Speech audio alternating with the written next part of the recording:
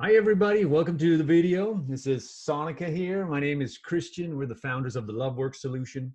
Today we're going to be talking to you about how to grow in a relationship while social distancing. And we're going to give you 3 ways, with some subpoints, we're going to give you 3 ways to grow in a relationship. So one of the first things you want to do if to build your relationship while social distancing, whether that's together or living in 2 separate households, is to first of all brainstorm together what the heck that means. Like, what does Yeah. it mean for us to grow together in our relationship?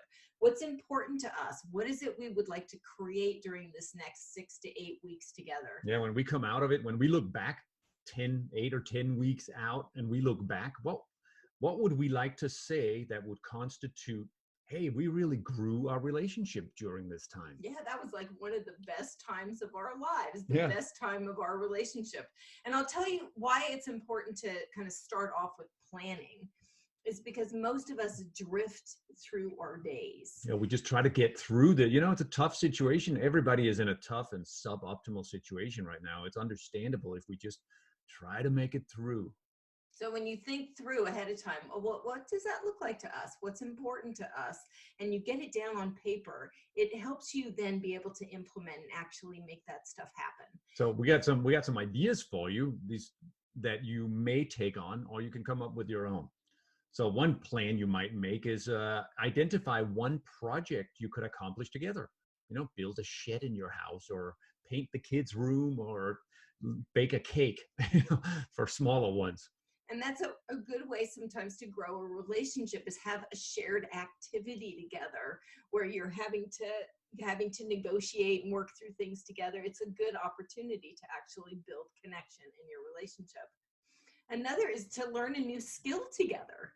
We've been hearing from a lot of couples who are doing a lot of experimenting in the kitchen because they're Yeah. stuck at home. So they're cooking up all kinds of really great things. Right? Or we're learning to do yoga together, or learn a new language together. Yeah. So again, it's an opportunity to grow. It's one of the key distinguishing factors to relationship is when you're growing and learning and expanding, it gives you that experience of where our relationship is also growing. Yeah. Another thing you might take on is to take a virtual workshop. It could be a relationship workshop, like Sonic and I just offered one. We offer virtual relationship workshops now, or another workshop in some topic that you'd like to grow and improve yourself with. You might be noticing when you got more time at home that you have more time for intimacy and sex, right? So, you might actually say, you know what, we're going to revive our sex life, or we're going to take our sex life to new heights. And I remember there was one point in my life where I kind of took on a challenge for myself where every time we had sex, I was going to do something different. So it's a good time to bring in some variety, to try some things maybe you haven't tried before. You can check out a few sex education videos, for example, as a possibility to get some new ideas. Yeah. And last idea we'll suggest here on in this sub point here is to deepen your intimacy. And that's actually that's a point of it. That's the second point we want to make in order for you to grow and build a relationship, is to deepen your intimacy. So we really, you probably heard this acronym, right? Intimacy means into me you see. And so where intimacy gets built is when I share more of myself with my partner, and I open myself to hearing my partner in a different way. And mostly in relationship, we tend to get into these habits where we assume we know each other, like, been there, done that. And so we don't necessarily let ourselves kind of drop below the surface to the places in each other we haven't yet discovered. Yeah. And we actually have we created a great ebook with 100 questions that you can bring into conversation in order to foster a deeper intimacy, a deeper conversation, to go below we're just talking about logistics and how to take care of business and who does what, to take it deeper.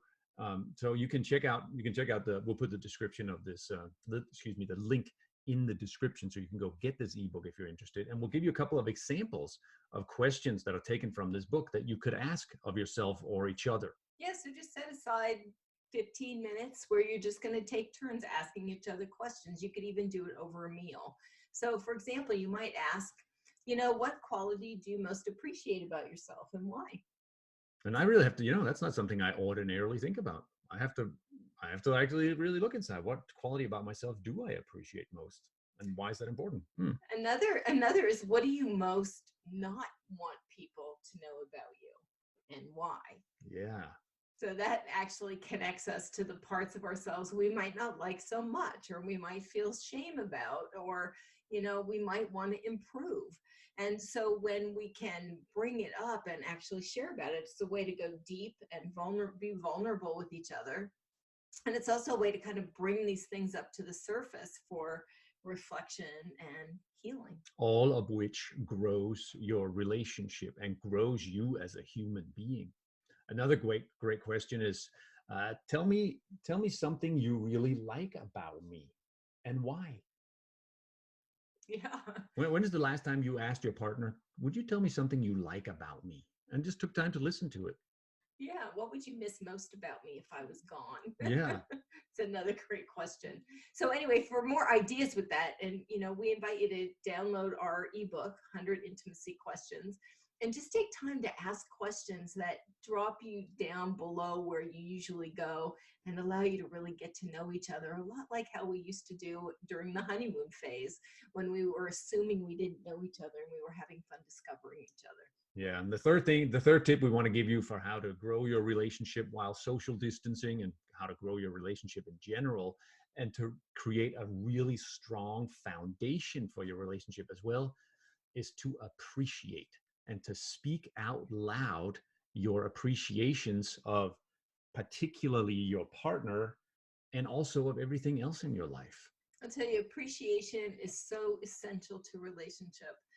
We really believe that that appreciation is as important to each of us as human beings, just like water and sun is to a plant. Human beings will literally wither without appreciation, without this sense of feeling seen and known.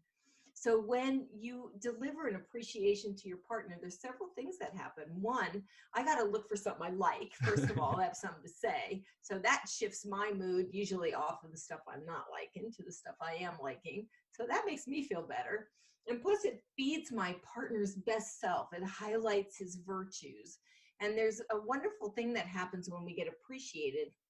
We have this tendency to want to do more of it. If we know it produces this positive result in our partner, we have a tendency to want to be more that way. Yeah, no, if I say thank you, if I say I thank you so much for getting us on that virtual class we took. I really appreciate that you would take the initiative to that, and that I got the value from that too. Thank you. That's only going to motivate us and her to do more of that. So I'll just say, Christian and I have that as a regular practice, where we, every night before bed and during the day, as often as possible, we express appreciation to each other. And for exactly that, experience of how good it feels when we do that. Plus, it's just putting a lot of really good positive deposits in the bank for us to be able to, rely on when we're faced with harder challenges and struggles. Yeah. And in case you're thinking, well, I can't just appreciate all the time, there's also real hard stuff we should talk about. Yeah, this doesn't negate that there are other challenges we want to deal with. But I'll tell you, if you keep appreciations going, particularly during the rough times, like one of those times the whole world is engaged in right now, that will help you so much to deal with the real challenges, and to look at, patterns we want to change or dynamics we want to change. We want to keep appreciating even during those times, like never stop. So in review, decide ahead of time what that actually means to grow a relationship, and get your intentions down on paper so you can line up with what you want to create. And then ask each other intimacy questions, questions that support you to go deeper than you usually would go.